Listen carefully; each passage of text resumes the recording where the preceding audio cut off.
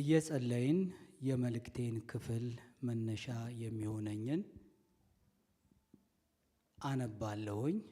አንደኛ ሳሙኤል ምዕራፍ 2 የሐና ጸሎት። ሐናም ስትጸልይ እንዲህ አለች፣ ልቤ በእግዚአብሔር ጸና፣ ቀንዴም በእግዚአብሔር ከፍ ከፍ አለ። አፌም በጠላቶቼ ላይ ተከፈተ። በማዳን ደስ ብሎኛል። እንደ እግዚአብሔር ቅዱስ የለምና እንደ አምላካችንም ጻድቅ የለምና። ካንተ በቀር ቅዱስ የለም። አትታበዩ፣ በኩራትም አትናገሩ፣ እግዚአብሔር አዋቂ ነውና፣ እግዚአብሔር ሥራውን የሚመዝን ነውና። ካፋችሁ የኩራት ነገር አይውጣ። የኃያላን ቀስት ሰብሯል፣ ደካሞች በኃይል ታጥቀዋል። ጠግበው የነበሩ እንጀራን አጡ፣ ተርበው የነበሩ ከረዓብ አርፈዋል።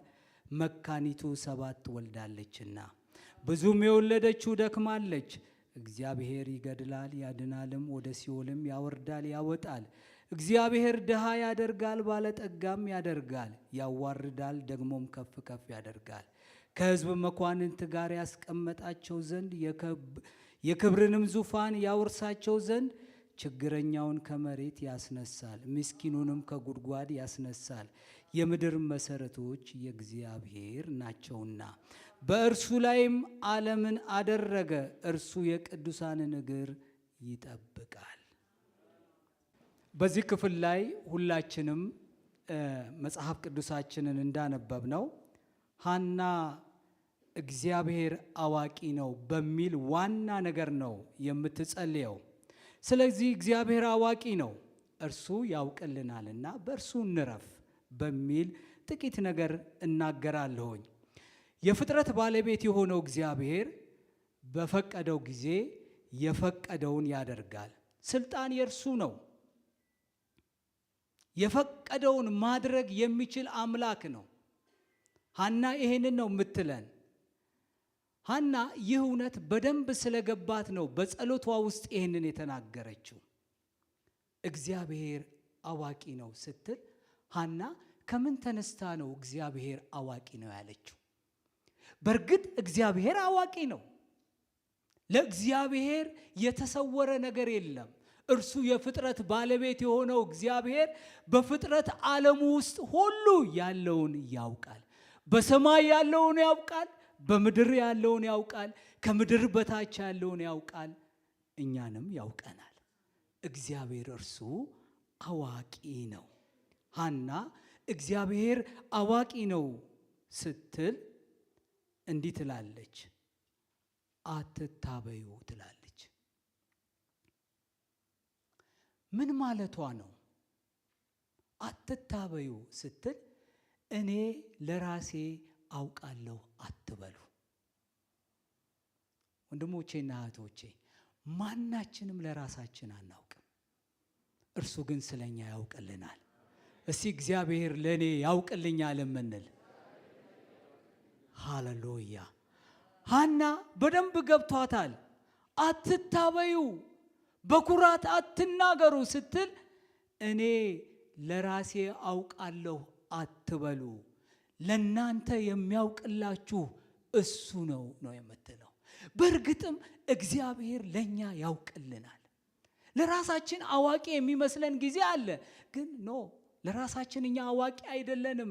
እኛ የምናውቀው ጥቂት ትንሽ ነገር ነው። የሰማይ አምላክ እግዚአብሔር የእስትንፋሳችን ጌታ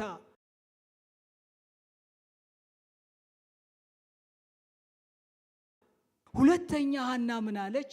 በኩራት አትናገሩ፣ በኩራት አትናገሩ፣ እኔ አትበሉ፣ ከኔ በላይ ለአሳር አትበሉ፣ በራሳችሁ ማስተዋል አትደገፉ፣ እኔ አትበሉ፣ በኩራት አትናገሩ።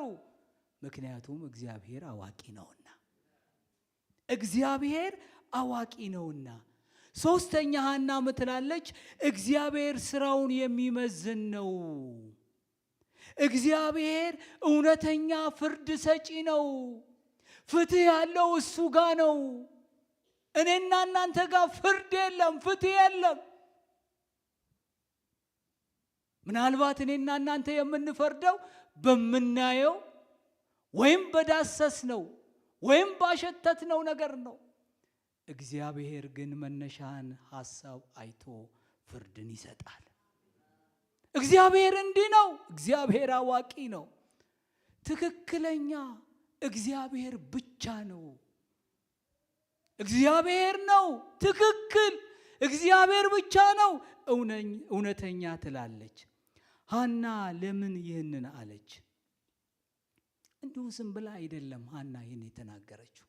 ትናንትናዋን ወደኋላ አይታ ነው። አይመስላችሁም?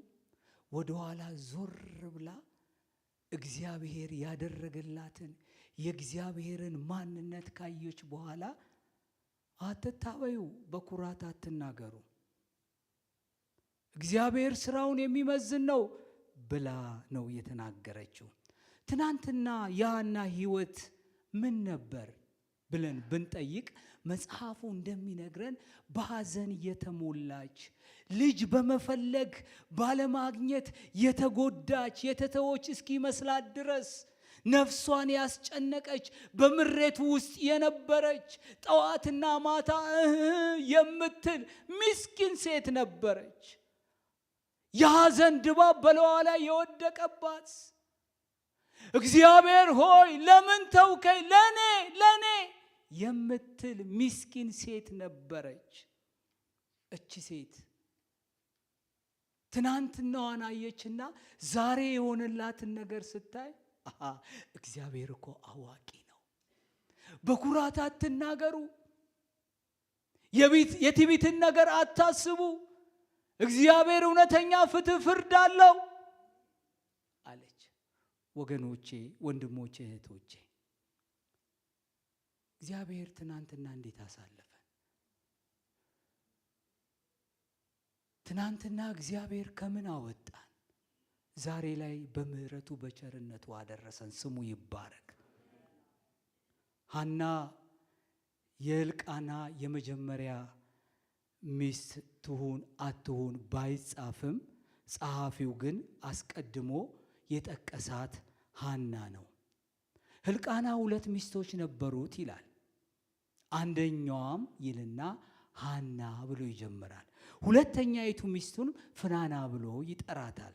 ምናልባት በሐና ባለመውለድ ምክንያት ፍናና ተገብታ ይሆን አላቅም። መጽሐፉ ስለማይል አላቅም፣ ግን እንዲህ ይሆን ብዬ አስባለሁኝ።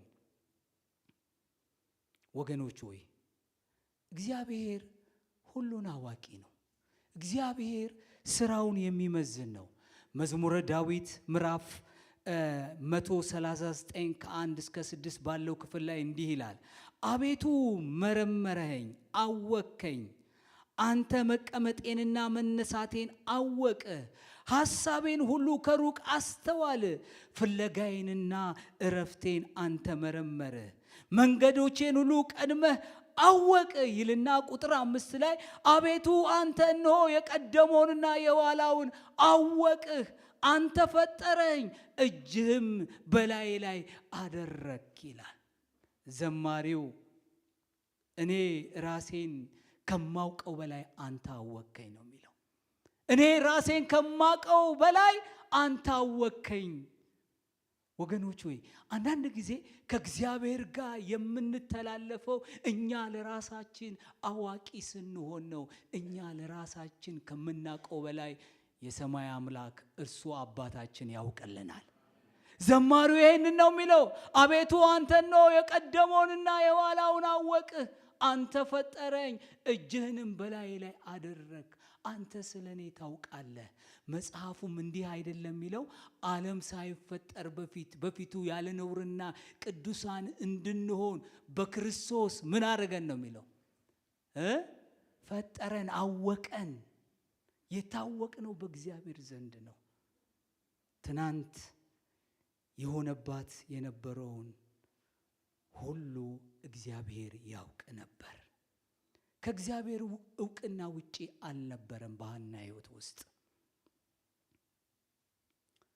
ትናንት እያሰብን ለምን ሆነብኝ፣ ለምን ጌታ ሆይ የምንል ሁላችን ትናንት ያለፍንበትን እሱ ያውቃል። እሱ ሳያውቀው የሚሆን ምንም አይነት በሕይወታችን የለም። በሐና ሕይወት ውስጥ እግዚአብሔር ሳያውቅ የሆነ አንዳች ነገር የለም። ሁሉን የሚያውቅ እግዚአብሔር የሐናን ማኅፀን ዘጋው ይላል። ለካ የሐናን ማኅፀን የዘጋው ራሱ እግዚአብሔር ነው። ለምን? እሱ አዋቂ ነዋ። ለምን ብንል መልስ ከተመለሰላት በኋላ እንጂ ሐና ከዛ በፊት አታውቅም። አንዳንድ ጊዜ ግድ እንወቅ ብለን እንጨናነቃለን። እንዲህ እኛ ጌታ ካወቀልን በላይ ምን ያስፈልገናል? እኛ እኮ የሱ ልጆች ነን። ዓለምን ሰማይን ምድርን የፈጠረ ፍጥረት ዓለምን በእጁ መዳፍ የያዘ የሱ ልጆች ነን። እግዚአብሔር ስሙ ለዘላለም ይባረክ። እስቲ ክብር እናምጣለት ለዚህ ጌታ። ሃሌሉያ! እግዚአብሔር ስሙ የተባረከ ይሁን። መጽሐፍ ሲናገር እንዲህ ነው የሚለው፣ እግዚአብሔር ማኅፀኗን ዘግቶ ነበረ ይላል። በጣም ያሳዝናል። እግዚአብሔር ማኅፀኗን ዘግቶ ነበረ። ይሄ ብቻ አይደለም። የሐና መቆዘም ፍናና ጣውንቷ ታስቆጣት ነበር፣ ታበሳጫት ነበር። ከዚህ የተነሳ ታለቅስ ነበር። የሚያስለቅስ ነገር እንደማይገጥመን እግዚአብሔር ጋራንቲ አልሰጠንም። የምናለቅስባቸው ነገሮች ሊገጥሙን ይችላሉ። እንደምናለቅስም ጌታ ያውቃል። አንዳንዴ ተከፈተልኝ ብለን ልንወጣ ስንል ድንገት ይዘጋብናል። ያስኩት ስንል ድንገት ከእጃችን ሙልጭልጭ ብሎ ሊጠፋ ይችላል። በእያንዳንዳችን በየማንነታችን እንዲህ አይነት ነገር ሊገጥመን ይችላል። በዚህ ሁሉ ግን እግዚአብሔር አዋቂ ነው። እግዚአብሔር ትክክል ነው። እግዚአብሔር ፈጽሞ በእኛ ላይ አንዳች ክፉ ነገር ኖሮት አያውቅም፣ ሊኖረውም አይችልም፣ ባህሪውም አይደለም። መጽሐፍ ሲናገር እግዚአብሔር መልካም ነው ይላል። ከመልካምነት እግዚአብሔር መቼውም ሊጎድል አይችልም። እርሱ መልካም አምላክ ነው። ማናችንም እጃችንን አንስተን እግዚአብሔር አንተ መልካም አይደለም ልንለው አንችልም። ነገር ግን አንዳንድ ጊዜ ጭልምልም ዝግት ሊል ይችላል። ግን እግዚአብሔር ያውቃል። ወገኖች ሆይ አንዳንድ ጊዜ ከእግዚአብሔር ጋር የምንጣላው እግዚአብሔር የማያውቅ መስሎን ይሆን? አላውቅም። ግን እግዚአብሔር የእያንዳንዳችንን አረማመድ፣ መቀመጣችንን፣ መነሳታችንን፣ ሁለንተናችንን እርሱ ያውቃል። አይደለም የሚከናወነውን የልብ ሐሳባችንንም እንኳን ያውቃል። የምናመልከው አምላክ እንዲህ ያለ አምላክ ነው። ጣውንቷም ታበሳጫት ነበር፣ ታስለቅሳት ነበረ። ይሄ ብቻ አይደለም። ኤሊም ሊረዳት አልቻለም። ኤሊም ስካርሽ እስከ መቼ ነው? የወይን ጠጅሽን ካንቺ አርቂ አላት። የሚገርመው እንዲህ ያላት በመንበሩ ላይ ተቀምጦ ነው። መንበር ስልጣኑን የሚያመለክት ይመስለኛል። እንዲህ አይነት ፖዚሽን ላይ ሆኖ የእስራኤል መሪ ሆኖ ሊረዳት አልቻለም። ሰው ነዋ፣ እሱ ሰው ነዋ፣ ውስን ነዋ። ሁሉን የሚያግን እግዚአብሔር ስሙ ይባረክ። ያንን ጩኸት፣ ያንን ለቅሶ፣ ያንን ሮሮ እግዚአብሔር ለምን እንደሆነ ያውቅ ነበረ። እንግዲህ ይህ ሁሉ ታሪክ አለፈና ሐና እግዚአብሔር አዋቂ ነው አለች። እግዚአብሔር ሲዘጋም ሲከፍትም እርሱ አዋቂ ነው። ምናልባት እኛ አንዳንዴ ደስ የሚለን ሃሌሉያ እንዴት ያለ ግሩም ነህ፣ እንዴት ያለ ቻይ ነህ፣ እንዴት ያለ ነህ የምንለው ሲከፈት ብቻ ከሆነ እንሳሳታለን። እግዚአብሔርም አውቆ ዝም የሚልበት የሚዘጋበት ጊዜ እንዳለ ልናውቅ ይገባናል። እንዲህም ሲሆን እግዚአብሔር ምንድነው? እግዚአብሔር አዋቂ ነው። ስለዚህ ወንድሞቼና እህቶቼ በእርሱ እንረፍ። እርሱ አዋቂ ስለሆነ በእርሱ እንረፍ። ጌታችን መድኃኒታችን ኢየሱስ ክርስቶስ ሲናገር በማቴዎስ 6 ላይ ምን እበላለሁ፣ ምን እጠጣለሁ፣ ምን እለብሳለሁ ብላችሁ አትጨነቁ አለ። የሚገርማችሁ ኢየሱስ ክርስቶስ ይሄን ከተናገረ በኋላ ምን አለ? ከናንተ ውጪ ሲል እነዛ በዙሪያ ያሉት የእሱ የሆኑትን ነው እንዲህ ያላቸው። ከናንተ ውጪ ይሄ ሁሉ እንደሚያስፈልጋቸው የሰማይ አባታቸው ያውቃል። እናንተ የኔ ናችሁ። ከናንተ ውጪ እንኳን የሆኑት ምን እንደሚያስፈልጋቸው እግዚአብሔር ምን ይላል? ያውቃል።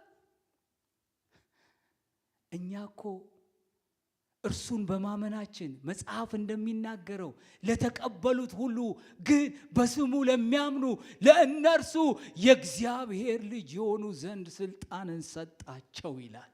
ጌታ ስሙ ለዘላለም ይባረክ። የልጅነት ስልጣን ያገኘን እኛ የከበርን የተከበርን ለእግዚአብሔር እንቁ የሆንን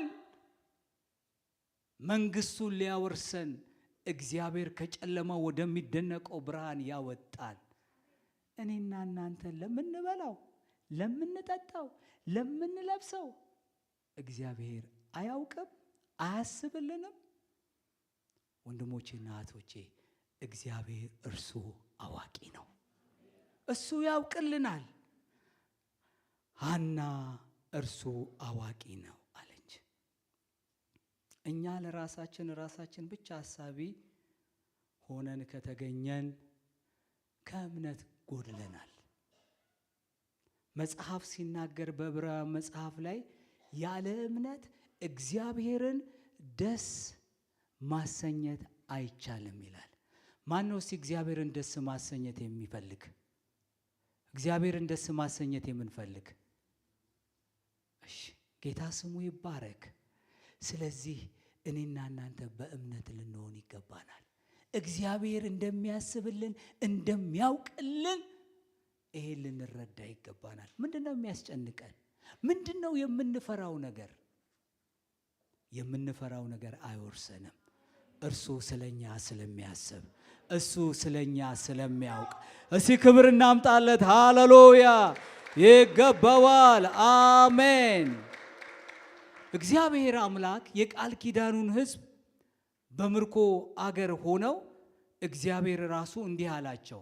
ኤርምያስ 29 ላይ ቁጥር 24 ላይ እንዲህ አለ፣ ከኢየሩሳሌም ወደ ባቢሎን ስለመማረካችሁ ምርኮኞች ሁሉ እንዲህ ይላል፣ ቤት ስሩ፣ አትክልት ትከሉ፣ አግቡ፣ ተጋቡ፣ ተማርካችሁ ለሄዳችሁበት ከተማ ጸልዩ፣ ሰላምን ፈልጉ ይላል።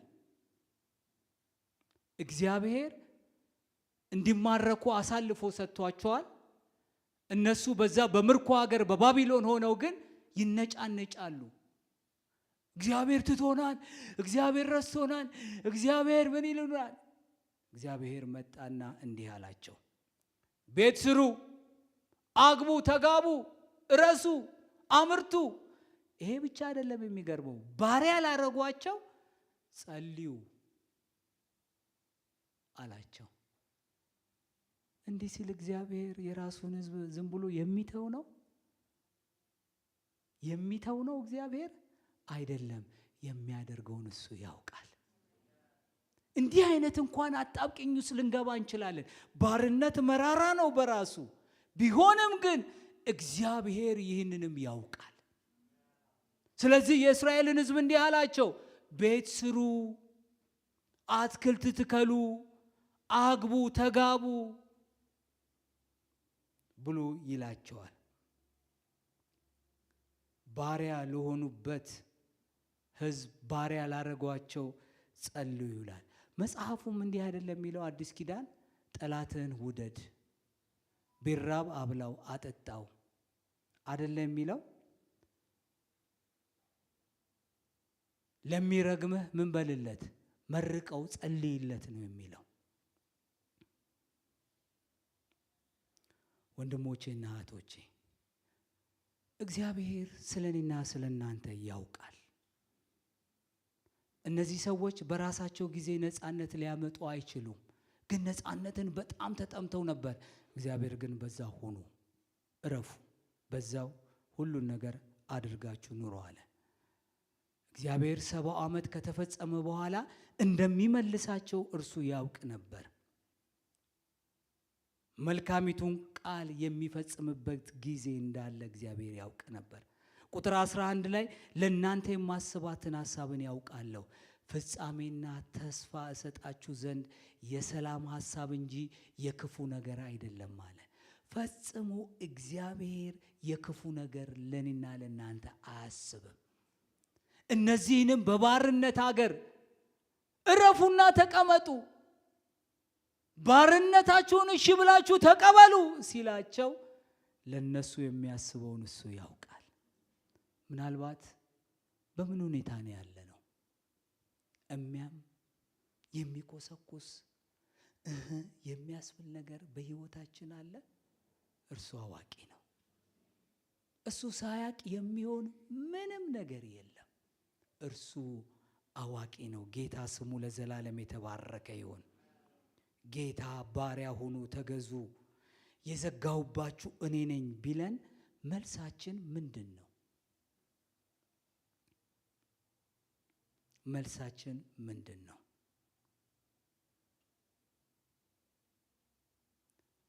ወንድሞቼና እህቶቼ ዝም ብሎ የእግዚአብሔር ወዳጅ መሆን አይቻልም። መጽሐፍ ሲናገር ጌታችን መድኃኒታችን ኢየሱስ ክርስቶስ እኔ ያዘዝኳችሁን ሁሉ ብታደርጉ እናንተ ወዳጆቼ ናችሁ አሉ። ባሪያ ሁኑ ቢልም እሱ የሚለውን ብናደርግ የእሱ ወዳጅ ነን። እሱ የሚለውን ባናደርግ ከወዳጅነት እንወጣለን። እግዚአብሔር ከዚህ ይጠብቀን። እኔ የማዛችሁን ብታደርጉ ይላል። ባሪያ ሁኑ፣ እኔ ነኝ የዘጋሁት።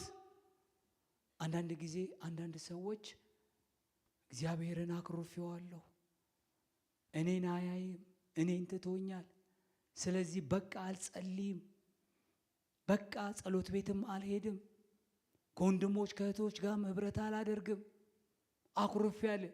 እንዴ አይባልም፣ አይባልም ወገኖች ወይ እሱ የወደደውን ማድረግ ይችላል። በእኔና በእናንተ ላይ እኛ በራሳችን ካለን ስልጣን በላይ እግዚአብሔር በእኛ ላይ ባለስልጣን ነው። አሜን ትላላችሁ? እስቲ እግዚአብሔር በእኔ ላይ ባለስልጣን ነው በሉ። አዎ እውነቱ ይሄ ነው። እሱ ነው በእኔና በእናንተ ላይ ባለስልጣን። ይመስለናል እኛ በራሳችን ላይ ባለስልጣን የሆንን፣ ፈጽሞ እኛ በራሳችን ላይ ባለስልጣን አይደለንም። ሁለት ስልጣናት አሉ። አንድ ሰማያዊ መለኮታዊ የሆነ ስልጣን፣ ሁለተኛ ምድራዊ አጋንንታዊ ሰይጣናዊ የሆነ ስልጣን አለ። እኛ ከምድራዊ ከአጋንንታዊ ከሰይጣናዊ ስልጣን መንግስት አምልጠን ወደ ሰማያዊው መለኮታዊው ስልጣን የመጣን ሁሉ ነገራችን ለሱ አሳልፈን ሰጥተናል። በእኔ ላይ እርሱ ጌታ ነው ብለናል። ዳዊት አቤቱ አንተ ጌታዬ ነህ አለው። ካንተ በቀር እኔ በጎነት የለኝም አለ። አቤቱ አንተን ጌታዬ ነህ አለው። ካንተ በቀር እኔ በጎነት የለኝም አለ። ወገኖች ወይ ያለ እግዚአብሔር ምንም አይደለንም። ከእርሱ የተነሳ ግን እኛ የእግዚአብሔር ልጆች ነን። ጌታ ስሙ ለዘላለም የተባረከ ይሁን። እኔ የማዛችሁን ሁሉ ብታደርጉ እናንተ ወዳጆቼ ነው አለ። ዳዊትም ሲናገር እንዲህ አለ፣ አንተ አምላኬ ነህና ፈቃድህን ለማድረግ አስተምረኝ፣ ቅዱሱ መንፈስህም በጽድቅ መንገድ ይምራኝ አለ። በቃ ራሱን ሰጠ። አንተ አምላኬ ነህና ፈቃድህን ለማድረግ አስተምረኝ። ቅዱሱ መንፈስህ በጽድቅ መንገድ ይምራኝ። እንደወደድክ አድርገኝ። ራሴ አለቃ ልሆን አልፈልግም። አንተ በእኔ ላይ የወደድከውን አድርግ። እኔ አንተን መከተል ፈቃድህን ማድረግ ብቻ ነው የሚጠበቅብኝ አለ። ይሄንን ተማጸነ። ለእኔና ለእናንተም ይሄንን ነው የምመኘው። ለራሴም ይሄንን ነው የምመኘው። ምክንያቱም እኛ የእግዚአብሔር ገንዘቦች ነንና፣ በዋጋ የተገዛን ነንና፣ የራሳችን አይደለንምና እኛ የእግዚአብሔር ነን። ወገኖች ሆይ የራሳችሁ እንደሆናችሁ ካሰባችሁ በጣም ከእግዚአብሔር ሐሳብ ጋር እንራራቃለን። እግዚአብሔር ከዚህ ይጠብቀን። እኛ የእግዚአብሔር ነን። እንደፈቀድን እንደፈለግን በፈለግነው መንገድ የመሄድ የመኖር መብት የሌለን ሰዎች ነን። የተሰመረልን መስመር አለ። ከዛ ውጪ ልንወጣ ፈጽሞ አይገባንም። ለዚህ ነው ዳዊት አንተ አምላኬ ነህና አለ፣ ፈቃድህን ለማድረግ አስተምረኝ አለ። ቅዱሱ መንፈስህ በጽድቅ መንገድ ይምራኝ አለ። በትክክለኛው መንገድ ምራኝ አለ። ጌታችን ኢየሱስ ክርስቶስ በዮሐንስ ወንጌል ምዕራፍ 10:11 ላይ ሲናገር መልካም እረኛ እኔ ነኝ አለ። አያችሁ፣ እኛ እረኛ ያለን ሰዎች ነን። ደግሞ ምን አይነት እረኛ? መልካም እረኛ። መልካም እረኛ ስለ በጎቹ ነፍሱን ያኖራል። ነፍሱን ያኖራል። ዳዊት በደንብ አድርጎ ገብቶታል። እንዲሁ ዝም ብሎ አይደለም አንተ አምላኬ ነህና ፈቃድህን ለማድረግ አስተምረኝ ያለው። የእግዚአብሔር እረኝነት፣ በእግዚአብሔር እረኝነት፣ በእግዚአብሔር ጥበቃ፣ በእግዚአብሔር ከለላ ውስጥ እንዳለ ያውቅ ነበረ። ሃሌሉያ! ያውቅ ነበረ። ወገኖች ሆይ እኔና እናንተ እኮ በእግዚአብሔር እረኝነት፣ በእግዚአብሔር ጥበቃ፣ በእግዚአብሔር ምሕረት የተከበብነን፣ ከሚታይም ከማይታይም ክፉ ፍላጻ የተሰወርን፣ የእግዚአብሔር ጥበቃ ዙሪያችንን የከበበን እኔና እናንተ የእግዚአብሔር እንቁ የእግዚአብሔር ተወዳጅ የሆንነን። ዳዊት ይሄ ገብቶታል። ስለዚህ ካንተ ፈቃድ ውጪ እንዳልወጣ አለ። ኢየሱስ ክርስቶስም መልካም እረኛ እኔ ነኝ አለ። መልካም እረኛ ደግሞ ነፍሱን ስለ በጎቹ ያኖራል። እውነት እኮ ነው። እሱ ስለኛ በመስቀል ላይ ነፍሱን አኖረ፣ ነፍሱን ሰጠ። ስለ እኔና ስለ እናንተ ነፍሱን የሚሰጥ ማን ነው? በዚህ ምድር ላይ ከእግዚአብሔር ቀጥሎ በጣም የምወደው ባለቤቴን ነው። ነፍሴን መስጠቴን አላቅም፣ እርግጠኛ አይደለሁም። እውነቴን ነው የምላችሁ። በጣም የምወደው ባለቤቴን ነው ከእግዚአብሔር ቀጥሎ። ግን ነፍሴን ልስጣት አልስጣት አላቅም። የኔና የእናንተ ጌታ ግን ነፍሱን ለኛ ሰጠ። ምንም ወዳጅ አለኝ ብትሉ፣ ምንም እሱ ለኔ ብትሉ፣ እሷ ለኔ ብትሉ፣ ልጅ ሊሆን ይችላል፣ የትዳር ጓደኛ ሊሆን ይችላል፣ ፓስተሮቻችሁ ሊሆን ይችላሉ፣ ማንኛውም ይሁን ከእግዚአብሔር የበለጠ ለእናንተ የሚሆን ማንም የለም።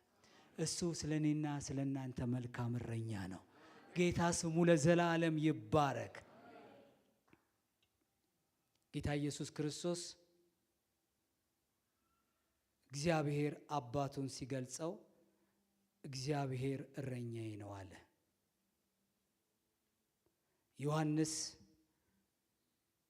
ቁጥር 15 ላይ ኢየሱስ እንዲህ አለ፣ መልካም እረኛ እኔ ነኝ፣ አብ እንደሚያውቀኝ እኔ አብን እንደማውቀው የራሴን በጎች አውቃለሁ፣ በጎቼም ያውቁኛል፣ ነፍሱን ስለ በጎቹ አኖራለሁ አለ። ነፍሴን ስለ በጎቼ አኖራለሁ አለ። አብ እንደሚያውቀኝ እኔም አብን እንደማውቀው የራሴን በጎች አውቃለሁ አለ ኢየሱስ ክርስቶስ። በቃ እኔና እናንተ የማ በጎች ነን? የእግዚአብሔር የኢየሱስ በጎች ነን። በጎቼ አውቃለሁ አለ። በቃ እግዚአብሔር ያውቀናል እኮ እናንተ። ለምን እግዚአብሔር እንደሚያውቀን አናውቅም?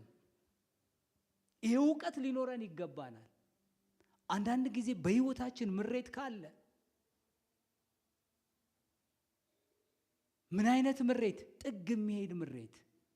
መቼም ደመነፍስ ስላለን መደንገጥ፣ መፍራት ይሄ ተፈጥሯዊ ነው። ነገር ግን ከዚህ ውጪ የሆነ ምሬት፣ ፍርሃት ካለ በእውነት እግዚአብሔር እንደሚያውቀን አናውቅም ማለት ነው። እግዚአብሔር ከዚህ ይጠብቀን። እግዚአብሔር ያውቀናል። እርሱ አዋቂ ነው። ዳዊት የእምነት ቃል ነው የተናገረው። እረኛዬ ነው ብቻ አይደለም ያለው፣ በለመለመ መስክ ያሳድረኛል፣ በረፍት ውኃ ዘንድ ይመራኛል። ዳዊት ከብቶቹን ጥበቃ ሲያደርግ ምን ያህል ለከብቶቹ ዋጋ እንደሚከፍል ያውቃል። ስለዚህ በዚህ ነው እግዚአብሔርን የመሰለው። እሱ እረኛዬ ነው አለ። አንተ ከኔ ጋር ነህና ክፉን አልፈራም አለ። ክፉ የለም አልተባለም። በወደቀው ዓለም ውስጥ ነው የምንኖረው። እኔና እናንተ ደግሞ ድል አድርገን እስክንሄድ ድረስ በውጊያ ላይ ነው ያለነው። ጠላት አለብን። ነገር ግን እርሱ ከኛ ጋር ስለሆነ ክፉን ፈጽሞ አንፈራው። ክፉን አልፈራውም የምንል በቃ ደግሞም እኮ ቃሉ እባብና ጊንጡን ትረግጡ ዘንድ ስልጣንን፣ ይህን ያህል መብት ያለን ሰዎች ነን። ስለምን ክፉን እንፈራዋለን? ሰይጣን እንዲህ ያረገብኝ፣ ሰይጣን እንዲህ ያለኝ። አይዋጋንም አላልኩም፣ ይዋጋል። ነገር ግን ድል ነሽው ጌታ የኔና የናንተ ጌታ ነው። ሃሌሉያ። ኦራባሻ ዶሎሮቦ ጎዶሮቦ ዲያባስ የእግዚአብሔር አብሮነት ከኔና ከናንተ ጋር አለ። ዋስትናችን እሱ ነው። ዋስትና የሰጠን ጌታ ስሙ ለዘላለም ይባረክ። በእርሱ ልናርፍ ይገባናል። መጽሐፍ ሲናገር እረፉ እኔም አምላክ እንደሆንኩ እወቁ ነው የሚለው። እረፉ፣ በእርሱ ማረፍ ይሆንልን። እርሱ ሁሉን ስለሚያውቅ በእሱ ማረፍ ይሆንልን። ወገኖች ወይ እግዚአብሔር መቼም ቢሆን እንደማይጥለን እንደማይተወን አውቀን በእርሱ ልናርፍ ይገባናል። እግዚአብሔር አምላክ ኢያሱን እንዲህ አለው፣ በሕይወት በምትኖርበት ዘመን ሁሉ ማንም አይቋቋምም። ከሙሴ ጋር እንደነበርኩ ሁሉ ከአንተ ጋር እሆናለሁ፣ ከቶ አልጥልህም አልተውም አለ። ወንድሞቼና እህቶቼ የኢያሱ አምላክ የኛም አምላክ ነው። ክብር እናምጣለት እስቲ። ሃሌሉያ ሃሌሉያ። በሕይወት ዘመን ሁሉ ማንም አይቋቋምህም፣ አልጥልህም አልተውህም፣ እኔ ካንተ ጋር እሆናለሁ አለ። እርሱ ከኔና ከናንተ ጋር አለ። ይሆናል ሳይሆን አለ። ጌታ ስሙ ለዘላለም ይባረክ። ሁላችንም ቆመን እስኪ እንጸልያለን።